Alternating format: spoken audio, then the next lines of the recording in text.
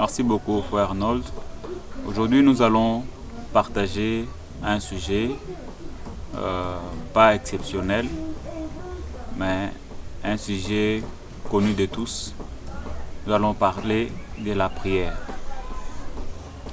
Alors, dans quelques mots, dans peu de temps, j'aimerais encourager un frère, j'aimerais encourager une sœur qui nous regarde ou qui suit l'instant parole en ce moment à la prière.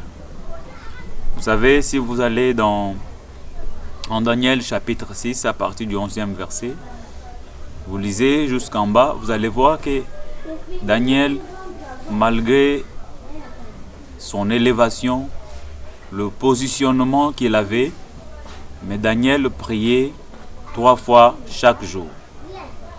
Malgré son rang social, malgré son niveau de vie, Daniel priait 3 fois le jour, c'est-à-dire il priait à 9h, il priait à midi et il priait à 15h. Maintenant, regardez la vie de Daniel quand le décret a été signé par le roi. Le décret qui obligeait tout le peuple, tous les hommes à adorer la statue élevée par le roi. Cependant que Daniel, ses genoux étaient réservés pour le Seigneur éternel, pour la prière. Il ne pouvait pas fléchir devant un autre Dieu, devant une autre divinité. Qu'est-ce que Daniel a fait? Malgré la loi, malgré la rigueur de la loi, malgré toutes les conséquences qui pouvaient suivre celui qui transgressait la loi, celui qui n'allait pas obéir à cette loi, Daniel est monté dans sa chambre haute. À 9h, il priait. À midi, il priait. Et à 15h, Daniel priait. Alors, lisez bien, quand il a été surpris par les hommes, par les services du roi, des renseignements, ils ont rapporté la chose au roi. On a amené Daniel devant le roi. Alors, la condition où la loi disait que toute personne qui n'allait pas fléchir ses genoux devant ces statues sera jetée dans la fosse au lion. Malgré la grandeur du danger, malgré la taille du danger, cela ne pouvait pas changer la position de Daniel. Daniel a gardé son programme de prière. Daniel est resté constant dans la prière et est resté constant attaché à Dieu.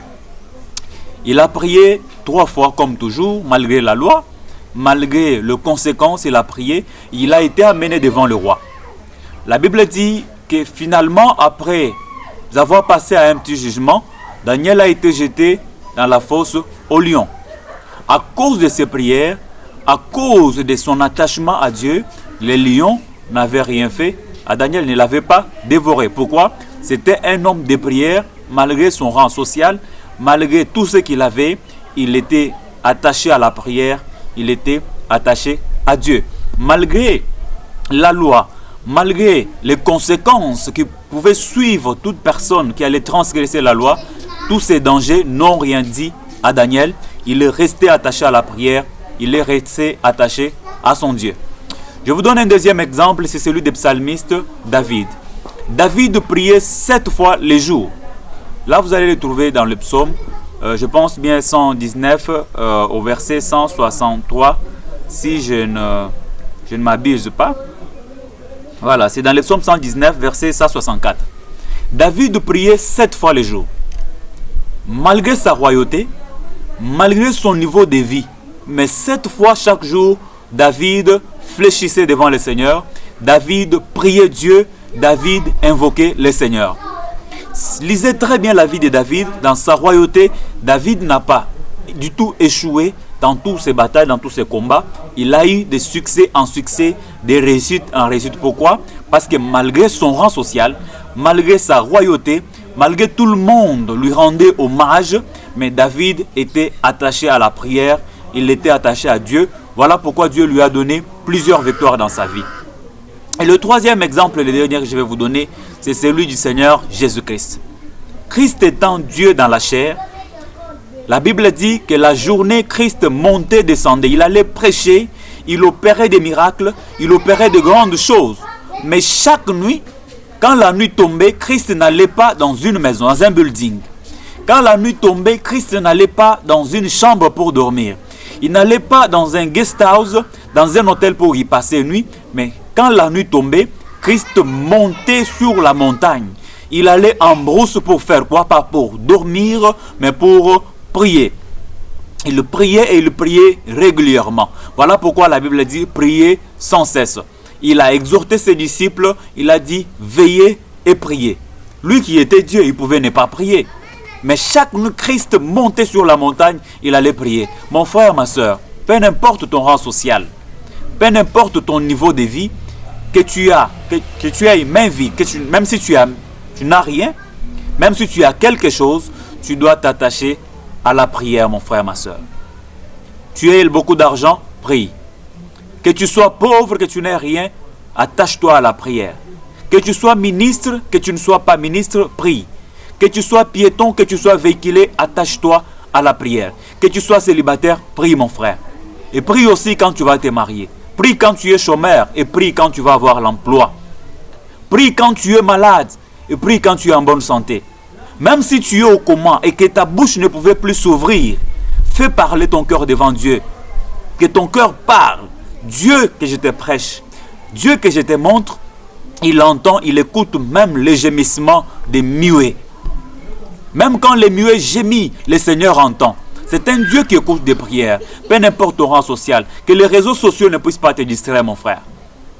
Parce que l'arrivée des réseaux sociaux a modifié beaucoup d'horaires, a modifié beaucoup de programmes de plusieurs enfants de Dieu. Il y a même des pasteurs qui restent sur WhatsApp jusque tard dans la nuit, qui restent sur Facebook jusqu'à 1h du matin. Ils n'ont plus le temps de prier. Ils ne sont plus attachés à la prière. Parce que j'ai l'argent, parce que je suis véhiculé, parce que j'ai une maison, je suis maintenant marié, tu abandonnes la prière. Christ dit veillez et priez. Peu importe ton rang social, tu dois veiller, tu dois prier afin de ne pas tomber dans la tentation. Prie mon frère quand tu es dans l'abondance. Prie quand tu es dans la misère. Prie quand tu es en train de pleurer. Prie pendant la fête. Regarde Daniel, il priait 3 fois, mais il était gouverneur. Regarde David, il était roi, il priait 7 fois. Regarde Christ étant Dieu, il priait chaque nuit. Voilà pourquoi des grands miracles ont accompagné Daniel. Des grands miracles, des grandes victoires ont accompagné David. Et de grands prodiges ont accompagné le Seigneur Jésus-Christ. Je viens t'exhorter et te dire, mets WhatsApp de côté. Mets les réseaux sociaux de côté. Reviens dans la prière. Il y a des familles qui se réunissaient à 21h pour prier. Aujourd'hui à 21h, papa est sur WhatsApp. Maman sur WhatsApp dans son coin. Chaque enfant dans son coin sur WhatsApp dans les réseaux sociaux. Et quand chacun a sommeil, il dort. Il dort même avec son téléphone sur son lit. Il ne reconnaît même plus qu'il s'est endormi. Vous avez abandonné la prière. Vous avez négligé la prière.